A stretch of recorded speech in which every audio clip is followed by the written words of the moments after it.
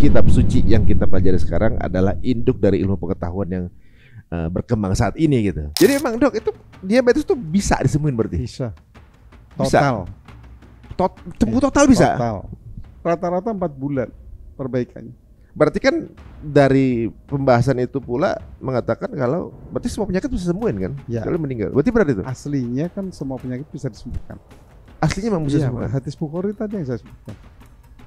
Kenapa bisa sembuh? Karena ada obatnya. Gitu. Itu aja, itu Mind blowing.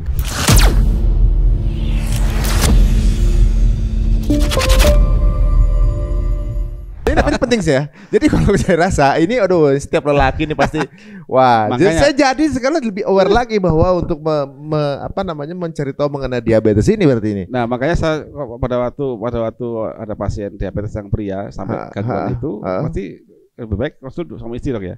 Nanti istrinya kasih tahu, Ya. Bu, ibu cinta nggak sama bapak? Oh cinta, ya sudah ibu nanti pastikan bisa ejakulasi ya pada minggu ketiga, minggu keempat. Entah caranya bagaimana. Nah, gitu. Jadi memang ejakulasi itu pun harus gitu ya. Laki-laki tidak punya menstruasi. Enggak, maksudnya ketika untuk penyehatan itu harus ejakulasi di beberapa periode tertentu gitu. Tapi itu nggak kita paksakan loh ya. Artinya dia akan bisa sendiri. Kalau itu skema tadi plak itu belum diambil nggak akan bisa mau diapain, mau disentil nggak bisa juga.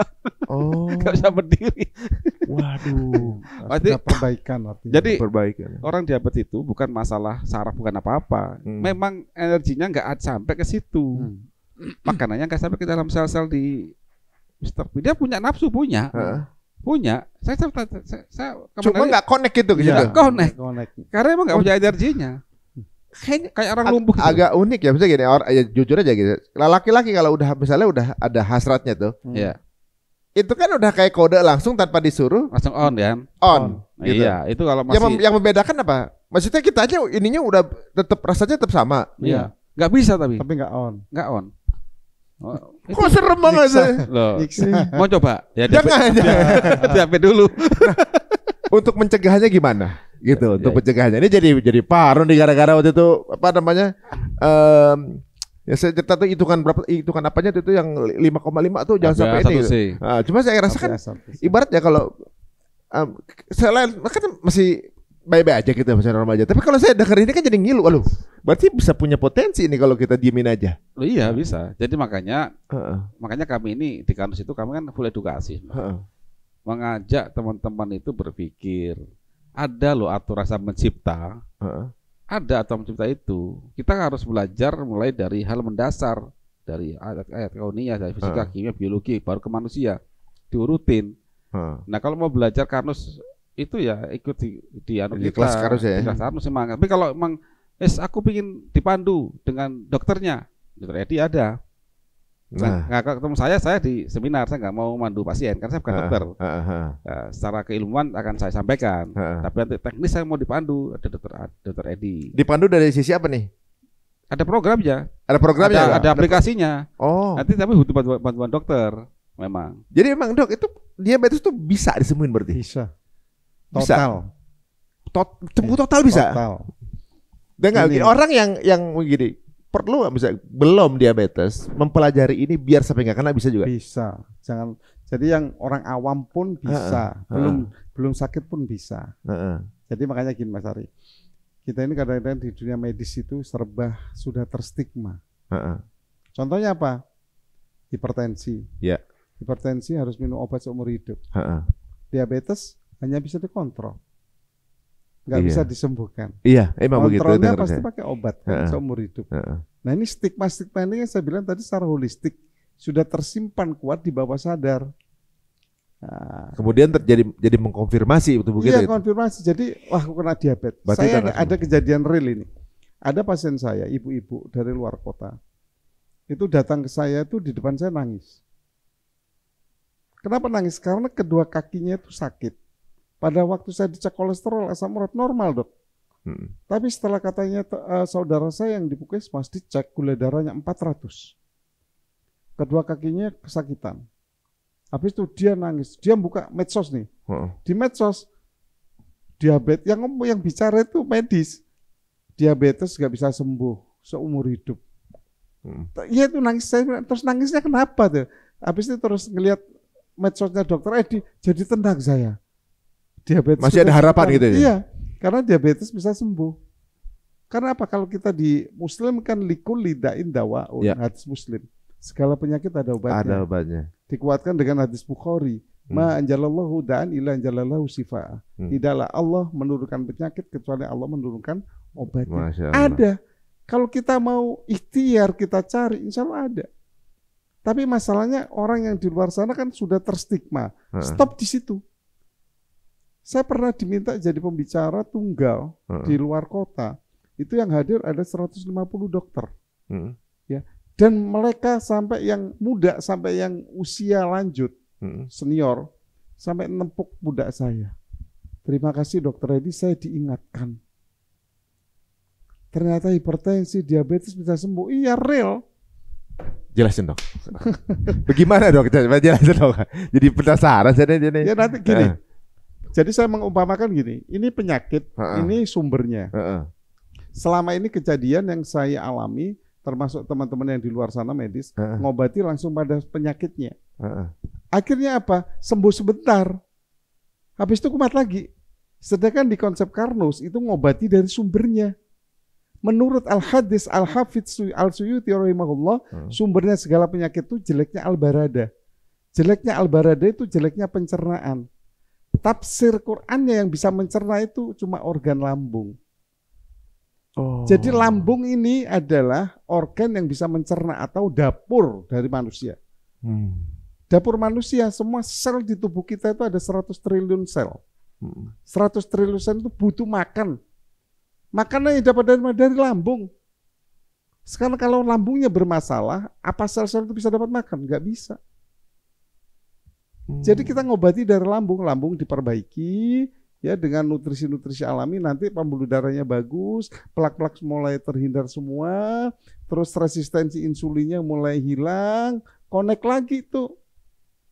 Diabetes bisa turun, rata-rata 4 bulan perbaikannya. Rata-rata minimal, setiap orang beda. Saya selalu bilang tergantung dari parah tidaknya penyakit, lama tidaknya penyakit, sama imun tubuh, sama ketaatan dari pasien tersebut terhadap edukasi kita dan pola makan. Jadi gini Mas Ari, kenapa sih gula itu tinggi di dalam darah? Dalam tubuh kita ini ada sel 100 triliun sel. Makanan utama sel tubuh itu gula. Makanya kalau ada, mohon maaf sekali. Ini sharing, kalau ada diet yang tanpa karbo sama sekali, tolong digantilah. Kasih karbo atau low karbo lebih bagus. Karena karbohidrat itu kan jadinya gula. Makanan utama sel kita gula. Kalau dihilangin bahaya juga. Ya bahaya. Malah kekurangan apa yang terjadi? Pasti nanti yang diajar lemak kita. Lemak diajar semua. Makanya orang yang diet tanpa karbo sama sekali pasti cepat kurus. Apa memang kan buat ngurusin badan mereka tuh diet? Iya, tapi dia mikir enggak efek sampingnya. Apa efek sampingnya? Ya, efek sampingnya nanti yang dipaksa akhirnya lemak terlalu banyak, livernya kita yang bikin keton. Keton itu untuk bantu nanti. Ya, untuk makanannya sel. Tapi efek sampingnya apa? Nanti pembuluh darah kita ini akan terjadi asam.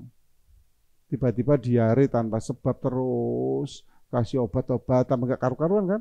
Nanti ginjalnya jangka lama juga kena. Gak pernah mikir gitu. Jadi sel tubuh, misalnya saya ini makanan gula kan, makanannya gula. Tapi saya nggak akan makan gula kalau nggak ada perintah insulin. Kenal insulin kan? Nah, resistensi insulin itu, insulin waktu merintah ke saya, Dokter Edi makan gula tuh, saya makan lep. Pada waktu telinga saya kena ini, dengar nggak saya diperintah? Nggak dengar. Akhirnya saya nggak mau makan, saya santai aja, gue joget-joget. Akhirnya gula numpuk di pembuluh darah. Nah, di konsep Karnus ini dikikis nih pelan-pelan. Jadi sel itu punya beginian. Itu analognya. Sel itu punya reseptor. Reseptor insulin tadi loh. Sel itu kayak kita inilah, dia punya indera. Karena dia organisasi. Jadi sel itu punya hidup satu-satu ya. Hidup. Kan makhluk hidup terkecil dalam tubuh. Jadi di tubuh kita ini terdiri dari triliunan makhluk hidup lain. Ya, sel yang memang akan ditundukkan oleh Allah itu untuk hidup kita. Hidup tubuh kita. Dan jangan lupa ya, sel itu dia independen, dia dikasih watak sama Allah itu, dan dia mencatat apa yang Anda lakukan. Nanti catatan itu dalam di epigenetik, dalam DNA, nanti akan di play sama Allah. Makanya di epigenetik itu ada skema menulis apa yang Anda perintahkan dan menghapus apa yang Anda perintahkan. Makanya secara Anda sakit itu tulis itu apa yang kita lakuin ada semua. Iya, makanya kan ada sakit menghapus dosa dan sebagainya. Jika saya mati mungkin menghapus dosa itu kan. Nah, itu kan mati semua, kita mati juga gitu kan. Iya, benar-benar. Nah, selesai kan. Tapi nanti di play sama cipta. Makanya saya pernah nulis itu tentang lagunya Chrisye ya, ketika tangan dan kaki berkata. Itu beneran kalau Anda belajar tentang biokim di levelnya DNA ketemu semua. Makanya nanti itu apapun yang masuk ke mulut ini, apa Anda lakukan, apa Anda pikirkan, semua itu akan tercatat semuanya. Sel dikasih keton, over keton, mengasam. Seginjal akan dipindahkan untuk melawan supaya tidak mengasam. Jika over lagi, gak karuan sudah. Sel akan diperintahkan macam-macam, itu tertulis dalam DNA itu nanti. Terrekod semua jam sekian, waktu sekian, semua ada. Nah, nanti itu tinggal Anda mau nggak menghapus itu dengan bertobat. Kalau bertobat kesalahan kepada Sang Pencipta, Anda tinggal bicara istighfar, tobat. Tapi di sel enggak bisa. Nah, tobat Anda harus tobat yang langsung do something. Do somethingnya tobatnya apa kalau dari sel? Ya, perbaiki sistem, pelajarilah algoritma tubuh ini. Nah, salah satu cara pelajari sistem tubuh saat ini yang kami sampaikan ya Karnus ini. Mulai dari lambung itu. Kita perbaiki, kita edukasikan gimana cara kerja sel. Karnus itu kita pelajari hingga tingkat atom loh, Mas Ari. Untuk memahamkan itu. Manusia itu terdiri dari sel. Sel terbuat dari senyawa-senyawa kimia, ya kan? Senyawa-senyawa kimia terbuat dari molekul. Molekul terbuat dari atom-atom. Atom terbuat dari apa? Dari partikel elementer. Jadi mustahil kita paham biokim nggak ngerti tentang ikatan kimia. Ikatan kimia nggak akan paham tentang fisika nanti itu. Makanya kita belajar dari mulai fisika dasar itu kita ajarkan. Itu di kuliah Karnus. Itu bagi Anda pembelajar ya. Nanti ketemu di situ. Jadi itu gini lah, paling gampang gini. Kenapa orang berdosa dengan sama punya utang aja lah, mati syahid itu dia. Dia masih digantung sama Allah kan. Harus menyelesaikan. Harus bayar dulu utangnya. Ya kan. Kalau dengan Sang Pencipta, Allah maha pengampun. Tapi sama orang lain. Ya begitu, tapi yang lain karena Allah juga menyayangi ciptaan yang lain, nggak bisa langsung dibebas sama Allah juga. Sel juga sama. Sel itu makhluk ciptaan Allah yang lain juga ya, kita. Yang disematkan untuk mensupport kita gitu loh. Kan waktu podcast yang lain kan saya sampaikan ke Mas Ari, kita lahir nggak pernah bisa memilih. Artinya waktu di janin sudah ada janin. Ditiupkan kan tuh. Kan sudah ada di janinnya, sudah ada makhluk itu badan. Sudah masuk sel-selnya sudah ada. Kan tinggal driving aja. Artinya sel itu ditundukkan untuk kita. Nanti dia bisa bicara. Jika sel itu kuasa saya, tangan saya bicara. Jangan bicara duluan gitu. Nanti kan dia bicara. Ketika tangan berkata, ada Yasin ayat 63 salah ini. Di situ. Dia bicara. Nah, jadi masuk bicara itu kan catatan dia akan itu kan buka. Jadi kita ini semua yang berada di tubuh kita hanya adalah sel yang ditundukkan saat ini. Ya, nah, itu ditundukkan juga, dan dia sebenarnya nggak murni tunduk dengan perintah kita sebenarnya, tapi justru mengerjakan tugasnya untuk tupoksinya dia saat ini gitu kan. Iya, kemudian kita manipulatif dan dia harus ikut. Contoh kasih pewarna, dia nolak, dia nggak mau, tapi kita yang maksa. Kita maksa, dia akan menolak. Saya mati, saya sakit, saya ini tertulis itu. Karena begitu dia menolak itu mengeluarkan informasi, mengeluarkan sesuatu. Saya gini, kita kasih makanan yang tinggi minyak trans. Contoh kita bikin makan margarin yang hidrogenasi tadi, atau mesis terbuat dari minyak sawit yang dihidrogenasi, ya kan, masuk, kita anggap ini coklat kan, padahal bukan itu harus masuk dalam sel. Ini molekulnya trans, bingung nih, nggak bisa diproses di mitokondria, itu kan, kan masuk ke peroxisome, tertulis itu peroxisome seperti dia mengeluarkan H2O2. Ya, perintah-perintah itu DNA yang atur, dia mencatat ini nggak bisa dipakai di mitokondria, alihkan ke peroxisome. Contoh begitu. Jadi setiap posisi sel itu punya catatan masing-masing. Begitu dia memerintahkan peroxisome jalan, peroxisome akan jalan. Hasil ada H2O2. Ini radikal bebas ini. Maka DNA akan memerintahkan bikin antioksidan SOD di mitokondria. Tertulis jam sekian bikin SOD. Kenapa? Karena di sini ada racun dalam sel. Gitu. Terus begitu semua. Tapi perubahan DNA jadi kanker. Tertulis semua. Nah ini mungkin yang menunjukkan kalau nggak setiap orang itu bisa pola yang sama. Mungkin agak mirip, cuma sama. Misalnya ada yang suka makan pedas, ada yang suka diare, ada yang nggak apa-apa. Berarti memang masing-masing ini ada yang nurutnya begitu, ada yang nurutnya begini kan? Iya. Misalnya kayak kalau orang semua polanya sama, makan cabai kebanyakan langsung diare gitu. Tapi ada juga yang enggak. Ya. Berarti membuktikan bahwa ini nggak bisa kita kontrol secara fully kontrol kan sebenarnya. Jadi gini, tubuh itu bisa menyesuaikan pada batas maksimalnya dia.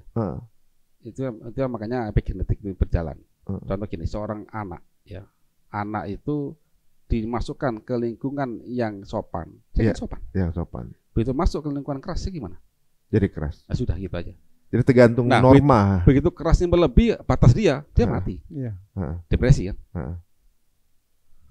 Nah begitu. Itu aja, itu epigenetik. Kalau itu tidak ada skema epigenetik, orang akan stay makan sama. Jadi Allah mengasih range di situ. You mau ngapain terserah. Tapi ada range. Nah range ini nanti tinggal kamu jalankan. Nah begitu melebihi batas sebagainya, kamu sakit dan sebagainya, atau kamu gini-gini, ya sudah. Itu tertulis semuanya di situ. Ini kalau saya coba simpulkan dengan cara yang saya pahami, kalau salah mungkin tinggal dikoreksi Pak Iwan dan juga Dr. Edi ya, bahwa ini mind blowing buat saya ya, bahwa ternyata nih di satu tubuh manusia aja ini ada 100 triliun sel. Gitu ya. Perkiraan segitu. Walaupun nggak sebesar jumlah korupsi yang lagi hit sekarang gitu ya, tapi 100 triliun sel ya. Berarti satu selnya itu hidup. Hidup. Kalau mati dia ya nggak bisa berfungsi kan? Gitu. Kalau mati semua kita akan mati. Mati juga kan? Ya. Satu selnya ini aja merupakan satu sel hidup yang dia bekerja sesuai tupoksinya untuk tubuh kita. Iya. Jadi Allah udah turunin satu sel. Tugas kamu ini ya, gitu ya. Dia menjalankan tugasnya sesuai dengan tupoksi dia, gitu. Dan 100 triliun sel itu ada di dalam satu tubuh kita yang kita kadang-kadang ngerasa bahwa ini badan-badan kita. Ya. Padahal ternyata kita tuh mengorganize 100 triliun yang mereka punya tugasnya masing-masing. Ini kemudian masuk ke dalam logik suatu saat nanti akan bicara semua organ tubuh kita adalah sel-sel itu pun punya catatannya ternyata. Iya. Allahu Akbar. Ditambah berarti bahwa setiap penyakit kita itu berarti karena kesalahan dari kita kemudian yang tidak memaksakan hal-hal yang bukan tugasnya dia. Iya, kelebihan. Atau bukan, maksudnya bukan kadar-kadar yang mestinya cukup segini aja, secukupnya, atau bukan tugasnya, atau mestinya bukan itu yang dikonsumsi.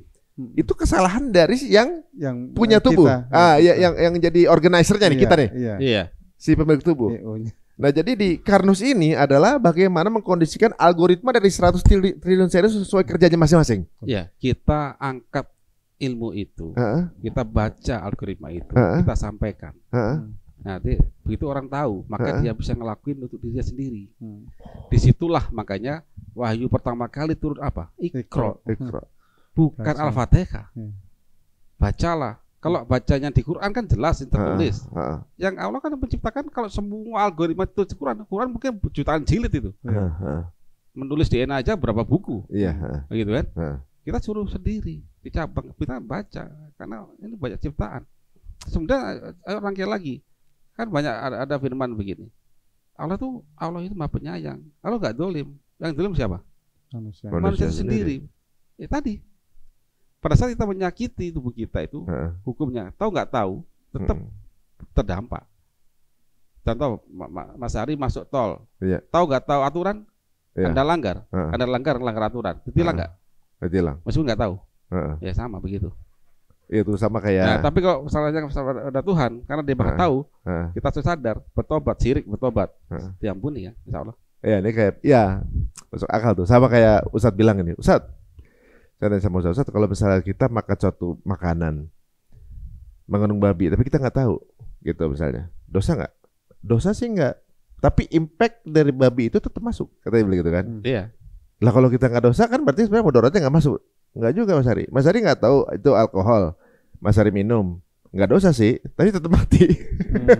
Matinya tetap gitu. Kayak gitu misalnya, kayak gitu. Ya, contoh begitu. Contoh begitu misalnya. Ini gitu. kalau alkohol kita bahas agak kontroversi itu. Enggak, misalnya kan namanya dari pemuka agama kan taunya alkohol, kalau banyak kan mati gitu kan. Iya. Nah, contoh segitu. Atau bukan kalau misalnya minyak tanah gitu. Tanah, ya. Misal, atau bensin. Ya nggak tahu diminum ya. Nggak tahu diminum, nggak dosa. Iya. Tapi mati juga. Menyakiti kan. Menyakiti. Wah, ini jadi malah membuka satu. Kalau secara pribadi saya jadi agak terbuka juga bahwa ternyata berarti yang Allah bilang bahwa ya penyakit itu jadi kezaliman kita sendiri, makanya kita suka berdoa minta maaf akan kezaliman diri sendiri karena itu kali salah satunya ya. Iya. Sesuatu yang kita lakukan over akan sesuatu terlalu berlebihan, tidak sesuai ukuran, atau bukan pada tempatnya, atau menyalahi, itu yang membuat penyakit datang kita ke diri sendiri. Saya jadi kepikiran jangan-jangan alam semesta ini juga dari miliaran triliun sel yang kalau terjadi bencana alam atau apa itu juga gara-gara kita juga, jangan-jangan. Impactnya bisa jadi gitu. Ya, contoh kayak banjir. Ini malah arahnya udah jadi apa? Spiritual nih jadi obrolan kita. Tadinya medis jadi spiritual nih jadi itu. Kan memang manusia itu kan alam spiritual dan alam jasmani ya. Dua-duanya kan. Kalau satu gak ada kan mati kita. Kalau kita nggak ada ruh, masalah. Iya juga ya. Waduh guys, ini berarti bagaimana kita mengembalikan. Jadi misalnya untuk sebuah penyakit misalnya teman-teman ada yang tadi dibilang terlalu cancer atau juga diabetes, yang dibilangnya udah tidak ada penyembuhan, ternyata harapan itu masih ada. Dan ternyata bagaimana cara kita mengkalibrasi kembali algoritma sel-sel yang ada di tubuh kita gitu ya. Mungkin bisa belajar konsep Carnot gitu salah satunya ya. Mungkin sekarang udah hopeless, ini bagaimana lagi? Saya tiap hari harus banyak penyakit yang harus dengan terapi pengobatan atau minum obat secara rutin berbagai ya harus diminum jam segini kan ada penyakit kayak gitu. Ini bisa diterapikan untuk penyembuhan nih. Ya, Dok? Bisa. Apapun penyakitnya. Apapun penyakitnya yang saya alami saat. Jadi kalau konsep misalnya gini, habatus sauda nih, maaf tuh ya, bisa menyembuhkan segala penyakit kecuali kematian gitu. Berarti kan dari pembahasan itu pula mengatakan kalau berarti semua penyakit bisa sembuhin kan? Ya. Kalau meninggal. Berarti benar itu. Aslinya kan semua penyakit bisa disembuhkan. Aslinya memang bisa sembuh. Hadis Bukhari tadi yang saya sebutkan. Kenapa bisa sembuh? Karena ada obatnya. Tinggal obatnya ini bagaimana dia mengembalikan aturan tubuh ke aturan sang pencipta. Gitu. Nah, saya bilang tadi kan sumbernya di lambung. Makanya Mas Ari tadi benar, sebenarnya ulah pola makan kita yang berlebihan. Allah sudah atur di Al-A'raf 31 udah jelas. Wa kulu wasrobu wa la tusrifu innahu la yuhibbul musrifin. Makan dan minumlah, tapi jangan berlebihan.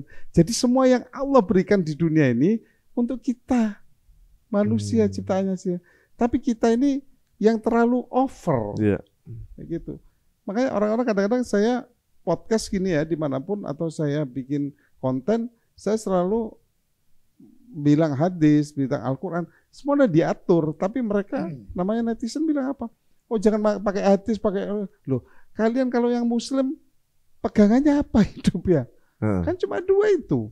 Sudah diatur di hadis sama Al-Quran. Jadi hadis dari Quran itu relate dengan medis? Real. Ada semua. Kalau kita mau buka loh ya. Saya jujur pandai buka hadis Al-Quran lagi itu setelah belajar Karmus. Memang sebelumnya saya juga suka. Oh ternyata begini. Oh Allah sudah atur ya. Oh ternyata sumbernya penyakit di lambung. Bener. Oh ternyata kalau kita berlebihan sampai dampak dan menyikapinya kalau kita sudah diuji Allah itu ada sama-sama buka. Satu harus kita nerima, ikhlas, ridho. Ridho dulu dengan ketentuan yang awal gitu. Karena apa? La yukallifullahu nafsan illa wus'aha. Karena Allah ngasih beban ujian nggak akan melebihi batas kemampuan hambanya. Ya, itu di Al-Baqarah udah jelas 286. Terus habis itu harus apa? Sabaro. Kata bahasa Jawanya gitu, sabaro. Walanabluwannakum bisa'in minal khawfi wal ju'i wa naqsi minal amwali wa nafusi wa samarot wa basiris sobirin, kata Allah. Kamu ini saya uji nih akibat polamu sendiri. Saya uji dan saya menguji kamu itu kepengen aku tambah cinta pada kamu. Kamu sabar. Kalau kamu sabar, nanti aku akan kasih kabar gembira. Itu sudah diatur semua. dampak dari ujian, terutama ujian sakit ini. Yang ketiga apa? Harus ikhtiar. Jangan patah semangat. Oh diabetes nggak bisa sembuh. Oh autoimun nggak bisa sembuh. Oh hipertensi harus minum. Jangan berhenti di situ. Ikhtiar terus. Apalagi sekarang zaman digital loh. Banyak tuh. Buka YouTube, buka apa. Yang keempat apa yang harus kita lakukan? Banyak doa, zikir. Ya. Kelima, tawakal, selesai. Siapa dengar dokternya malah baper ya. Masya Allah. Lo sayang banget sama kita katanya ya. Jadi semua itu udah diatur. Makanya saya bilang tadi kan Mas Ari, saya tuh cinta banget sama Karnus dan merasa saya itu menjadi seorang dokter setelah belajar Karnus. Ternyata membuka, ya kayak tadi apa nggak merinding Mas Ari bilang tadi, epigenetika yang ada dalam DNA. Itu yang tangan kita bisa ngomong nanti di situ. Apa yang kita lakukan dicatat semua itu. Jadi itu impact. Jadi di Quran tadi itu penggambaran itu dari Quran berarti kan? Iya. Di Quran pertama responnya adalah tadi tuh responnya kita harus ridho. Karena kalau ridho ini ketentuan kan jadi tenang. Iya, emang ketenangan itu paruhnya besar nggak? Sangat besar. Karena dengan kita tenang, ikhlas bahwa ini semua Allah yang berikan. Dan kebanyakan orang-orang ini kalau diuji sakit terutama, dia fokus pada sakitnya. Iya. Nggak fokus pada yang memberi sakit. Ya. Astagfirullahaladzim. Wa idza maritu wa yasmin as-su'ara ayat 80 udah jelas. Allah yang ngasih sakit dan Allah yang menyembuhkan. Itu mereka lupa di situ. Benar-benar. Ini jadi memang masalah. Kembali lagi kalau ngomongin agama ya, ngomongin Allah ya, jatuhnya balik lagi ke mindset itu. Dari mindset itu kemudian yang merubah kita ya. Betul. Saya itu benar juga, dia mirip juga tuh Ustadz bilang bahwa kenapa iblis ingkar sama Allah? Ya. Dia fokus sama kesombongan diri sendiri dan perintahnya, bukan siapa yang memerintah. Kalau lihat mau dikasih perintah apa, kalau yang perintahnya emang yang bikin saya ikutin kan gitu. Barusan dibilang fokus sama sakitnya, bukan siapa yang beri sakit. Benar juga Allah. Ini ada real kisah nyata di luar negeri itu ya, di negara mana itu. Beliau divonis kanker, stadium lanjut, ibu-ibu. Habis itu dokter tim pasti sudah angkat tangan. Akhirnya ibu ini pulang, dia menjalankan aktivitas sebagai seorang istri. Apa yang dilakukan? Enjoy, nyaman, banyak doa. Terus yang dilihat itu di TV itu hal-hal yang menyenangkan beliau. Yeah. Yang buat beliau ini ketawa. Apa yang terjadi? 4 bulan setelah dicek, tim dokternya heran. Kok kankernya nggak ada? Wallahu a'lam bishawab. Jadi pengaruh ya itu ya? Sangat pengaruh. Kan otak kita Allah bikin juga ada yang talamus. Ini kan bikin hormon-hormon yang hormon kasih sayang, hormon kesenangan, kebahagiaan, banyak kan ada. Jadi seperti Pak Iwan bilang tadi, Mas Ari bilang, Pak Iwan bilang kalau karena ada tubuh dalam kita nggak beres, sebenarnya Allah memberikan dalam tubuh itu untuk menetral mereka. Cuma kitanya yang lupa, lalai gitu loh. Ini kejadian dengan kakak kandung saya. Ini mungkin cerita sedikit ya, Pak Iwan ya. Kakak kandung saya tuh yang di bawah nih, di lantai 2. Beliau waktu beberapa tahun yang lalu tuh tervonis getah bening. Gitu. Sempet drop beliau tuh. Sempet drop kemudian nggak bisa, udah hopeless. Beliau ini baper, nggak bisa, takut nggak bisa lihat ketemu anaknya lagi, keluarganya nggak panjang lagi segala macam kan. Kemudian dia memutuskan untuk resign dari kerjaannya dulu di perbankan, gitu. Kaget dengan posisi sudah tinggi dari di salah satu perbankan besar juga gitu. Keluarganya kaget, kok resign? Karena dia nggak cerita. Kalau ternyata getah bening sekarang udah bisa cerita, kalau udah akhirnya sudah selesai dan melewati ini menjadi sebuah hikmah keluarga. Yang tahu cuma ibu saya. Karena cuma curhatnya sama ibu saya aja gitu kan, nangis sendiri segala macam gitu kan. Keluarga nggak sepakat dengan resign-nya itu, nggak sepakat karena posisi lagi bagus. Baru resign, kemudian ketemu ibu saya, istighfar, minta maaf segala macam, umroh. Di umrohnya itu cuma kepengen minta maaf terakhir kali kesempatannya, siapa tahu gitu ya. Keluarga nggak ada yang tahu gitu. Kenapa tiba-tiba berubah gitu? Umroh. Di tempat umroh cuma ya Allah ya udah, kalau udah dikasih ya udah nggak apa-apa, saya minta maaf ya udah semua kalau kesalahan saya gitu. Saya juga baper tuh kadang-kadang itu. Setiap hari kerjanya cuma di depan itu multajam aja, minta maaf dalam multajam sambil ya udah. Kalau emang udah jadi ininya dia, jadinya beliau sambil bawa air zam-zam kemudian dikonsumsi sambil dimandiin, sambil diusap-usap. Qadarullah pulangnya itu periksa pun dengan nggak tanpa beban, maksudnya ya udah kalau memang hilang. Itu kalau secara medis nggak tahu kemudian itu bagaimana cara penjelasannya, begitu kan? Itu hilang. Sekarang beliau jadi aktif, jadi di gerakan dakwah, jadi maksudnya udah full time di sini aja gitu kan. Tapi itu kan saya mau bilang cerita bohong gimana kakak kandung saya yang cerita langsung sama ibu saya, orangnya ada di situ gitu, terjadi di keluarga kita gitu kan. Kalau secara kehidupan realnya kelihatan kok berubah, ibaratnya dari posisi ini kenapa dia milih begini, katanya ada satu hal besar yang dia buktikan sendiri, dan ini kejadian di dalam internal keluarga yang membuat semua sekeluarga hijrah gitu maksudnya, yang membuat jadi hikmah keluarga besar gitu kan. Nah ini menurut saya relate dengan apa yang ceritain dokter juga tadi. Jadi saat kita yakin sekali, keyakinan itu sel-selnya makhluknya Tuhan juga, Allah. Masya Allah. Saat kita sudah bisa berdamai dan sebagainya, apalagi cancer ya, cancer itu sudah perubahan DNA. Nah faktor perubahan DNA itu banyak. Jadi saya sampaikan tadi kan mulai dari plak, bebas, tadi kita sempat bicara rokok, dari makanan-makanan bermasalah, skincare dan sebagainya. Ini merubah sampai ke kode-kode DNA itu. Dan kemudian tambah lagi beban dari pikiran itu. Berapa persen itu pengaruhnya pikiran? Pikiran itu ya fluktuatif. Bisa 100% bisa juga. Bisa 100%? Ya bisa. Makanya orang kena COVID ketika kepikiran malah tambah parah. Parah kan? Ketakutan. Dan sebagainya. Gini, apa yang kita pikirkan itu akan tertranslasi ke seluruh perintah ke sel. Justru kalau kita panik malah terjadi beneran. Terjadi beneran. Contoh gila Mas Ari panik di organisasi ini, marah-marah ke semua anggota bingung mau ngelakuin apa aja. Hancur nggak perusahaan? Kepanikan sesuatu, ya. Apa ya, karena perintah dari the big boss, ya. Otak ini kan the big boss semuanya. Dia bisa mengerjakan banyak hal. Jantung suruh kerja keras, liver suruh ngerjain gula, otak suruh mikir terus nggak pernah berhenti, nggak pernah dia regenerasi sel, maka karuan oksidasi akan naik terus. Oh jadi optimisme kayak bisa yuk itu bagus itu malah. Ya bagus. Itu men-trigger berarti. Ya? Sembuh yuk. Ya afirmasi kan, afirmasi, ayo kita sembuh.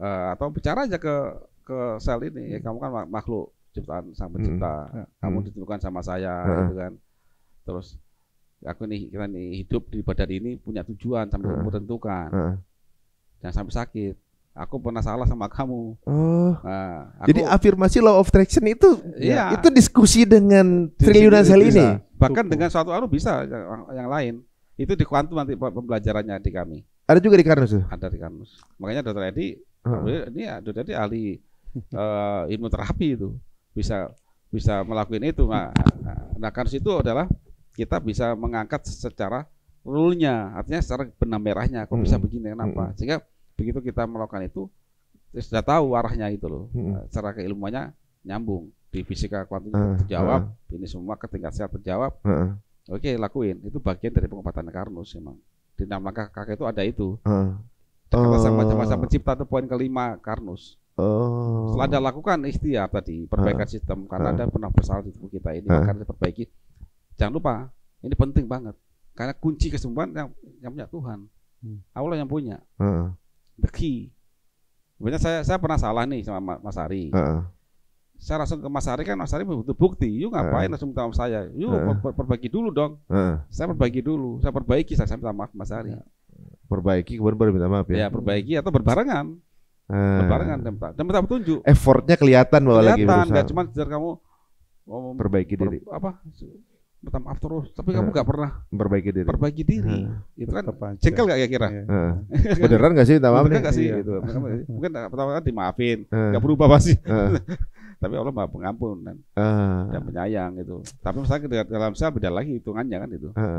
Ya tadi kakaknya Mas Ari itu benar-benar luar biasa. Allah Maha Penyayang betul itu. Nah kalau penjelasan medisnya seperti apa itu? Kan udah berubah tuh selnya. Kok bisa hilang gitu gimana? Kalau secara penjelasan medis? Nah itu nanti bisa kita runut sebenarnya. Waktu dicek pertama kali ada biopsi enggak? Kurang tahu saya. Nah itu bisa diambil case itu, bisa nanti ditelaah itu. Datanya ke datanya. Nanti kita bisa kan connecting the dot. Nanti. Gitu.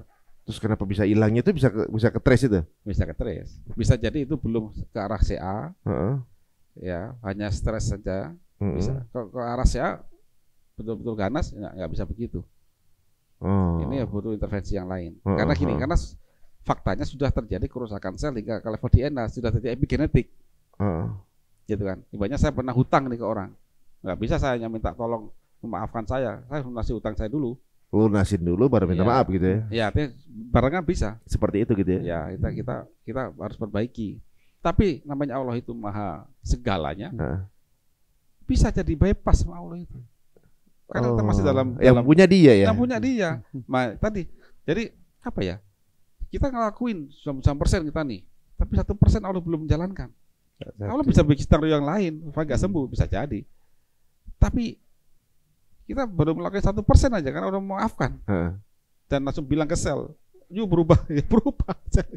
Udah maafin orang ini. Tergantung Allah aja jadinya ya. Jadi memang karena kita ini tidak semua orang bisa melakukan seperti kakaknya Mas Ali. Maka kita secara ordinary lah. Ordinary ya kita lakukan effort kita sebagai manusia biasa, perbaikan dari ilmu yang kita ketahui dan juga dekat sama. Jadi double effort ya. Double effort. Jadi penjelasan tadi apalagi terkait bahwa ada komunikasi kita ternyata dengan sel kita juga dan afirmasi tadi itu juga ternyata mempengaruhi juga gitu ya. Ini berarti sesuai juga bahwa kita ini sesuai dengan prasangka kita gitu kan ada di Masya Allah. Kita jadi ngerasa kayak ini malah jadi kayak kita ngobrol sama Ustaz sih jadi teman-teman. Terus kalau lagi misalnya program Karnus nih dengan penyakit apa aja gitu ya. Kalau dilakukan di bulan Ramadan punya proses yang lebih cepat apa sama aja? Di bulan Ramadan bagi penyembuhan itu momen yang pas sebenarnya. Karena intinya kan terukur ya. Satu sahur dan buka dan ada aktivitas gitu. Dan juga bisa bahkan bagi mereka yang awalnya nggak mampu puasa akhirnya bisa puasa di bulan Ramadan karena kan tidak semua orang mampu yang sakit itu ya, makanya butuh persiapan. Jadi kalau persiapannya sebelum Ramadan bagi yang sudah sakit tapi yang belum sakit atau sakitnya belum parah segera terapkan konsep Karnus, bantu dan nutrisinya itu di situ. Waduh guys, ini ada satu ya mungkin yang satu peluang ikhtiar kesembuhan untuk yang sekarang mungkin punya menghadapi penyakit yang merasa kayak hampir hopeless gitu atau yang sedang jalan aja atau menghindari juga mungkin bisa intip-intip Instagramnya Pak Iwan atau juga Dr. Edi kemana tuh? Kalau di Karnus konsep Karnus langsung IG konsep Karnus aja.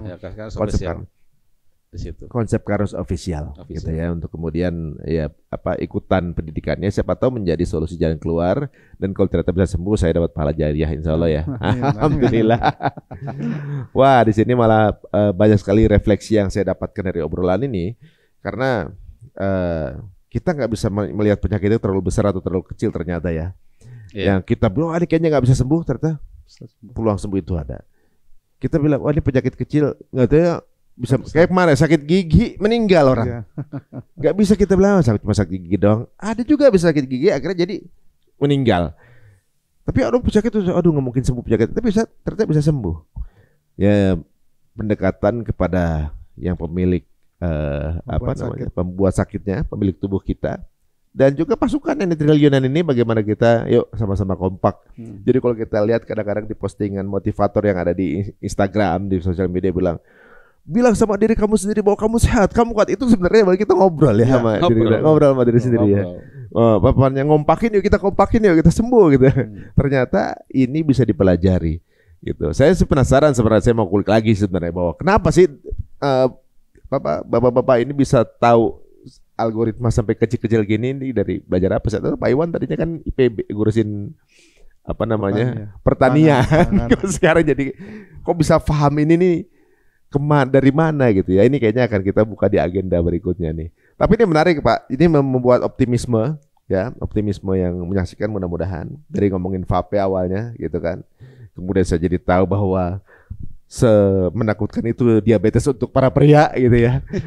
Dan ternyata juga saya jadi baru tahu bahwa semua penyakit itu bisa disembuhkan.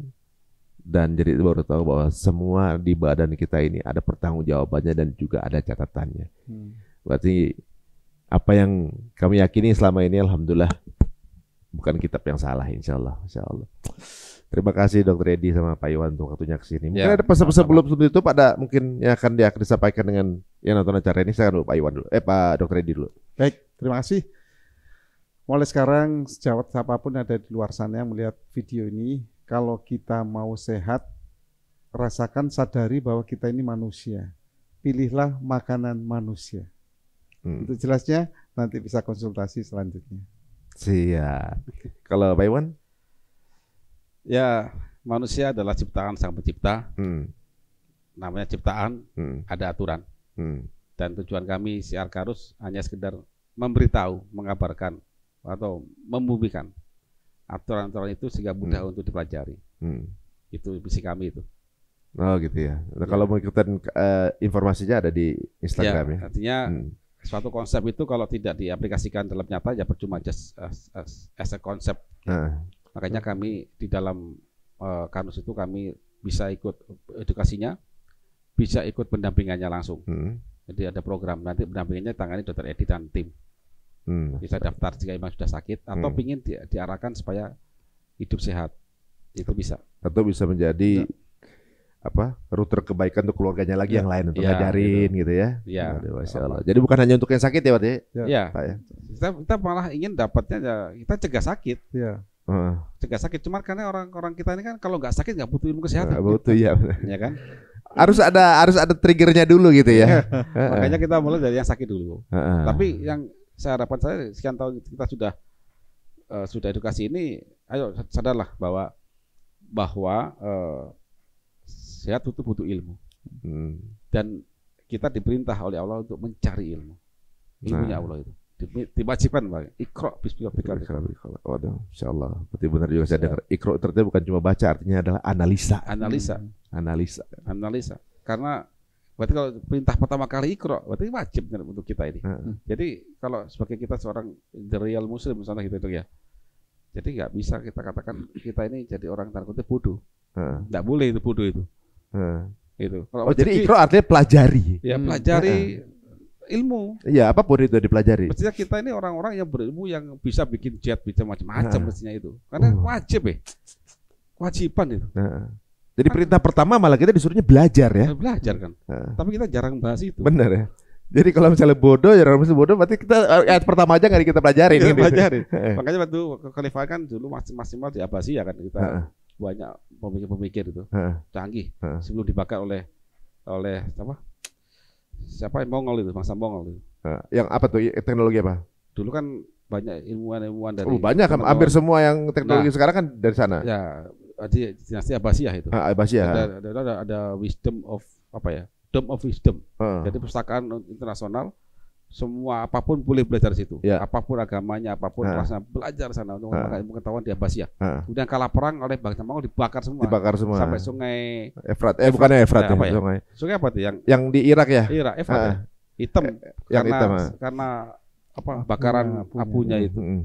Setelah itu kita tidak mengutamakan itu. Kita lebih ke arah ritual itu utamakan.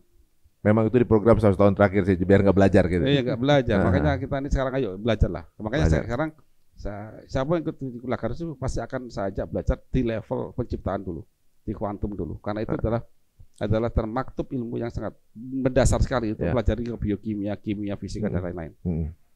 Insya Allah. Ya, dan nanti saya terjawab kenapa jin sujud sama Adam gitu. Di situ jawabannya ketahuan secara ilmu. Oh iya. Iya. Kenapa jin sujud? Kayaknya kita buka podcast lagi nih kayaknya. Penjelasan ilmiah kenapa jin disuruh sujud sama Adam. Jin dan malaikat loh. Hah? Jin dan malaikat. Jin dan malaikat ya? Iya. Kalau kita jawab itu perintah Allah ya, selesai nggak ada ilmunya. Iya. Tapi ada penjelasan medis? Bukan medis, ilmu pengetahuan. Oh. Mas harus medis. Memang ada medis tentang jin sama malaikat. Iya. Siapa tahu. Siapa tahu. Pokoknya secara sainsnya ada itu. Ya. Ada dan terjawab. Kalau dia kan kalau secara si iblisnya sendiri bilang karena api nggak sujud sama tanah gitu. Ya. Nanti kita bikin podcast lagi aja lah. Oh iya boleh. Menarik guys. Panjang kita bicara ini. Memang ini enak ya kalau misalnya ngobrol menarik dan juga kemudian cabang-cabang pelebarannya juga ikut menarik gitu ya, bahwa barusan juga dijelaskan ini dasarnya dari tamu-tamu kita ini memang memiliki dasar agama yang kuat juga, bahwa landasan-landasan tersebut apa yang kita yakini itu harus menjadi lifestyle dan juga memang relevan dengan apa yang kita jalanin gitu ya. Bahwa dari satu buku kitab suci yang kita pelajari sekarang adalah induk dari ilmu pengetahuan yang berkembang saat ini gitu. Tadi dijelaskan dari Abbasiyah juga. Ini menarik. Jadi teman-teman semuanya tunggu episode penjelasan ilmiah kenapa iblis harus sujud sama Adam. Nanti kita buka kembali. Waduh, terima kasih waktunya nih Pak Iwan, Dr. Edi. Ya jadi apa namanya, kepo juga nih, kepengen ikutan belajar. Dan mudah-mudahan ini akan menjadi pintu amal jariah secara ilmu pengetahuan dan juga keuntungan secara edukasi untuk teman-teman menyaksikan. Jika dirasa ini menarik, monggo silakan share info ini sebanyak-banyaknya, atau tayangan ini monggo silakan mau digunting-gunting atau dipotong-potong, nggak apa-apa, asal kemudian menjadi info yang bermanfaat. Sampai ketemu lagi di episode berikutnya. Kita dengan Assalamualaikum warahmatullahi wabarakatuh.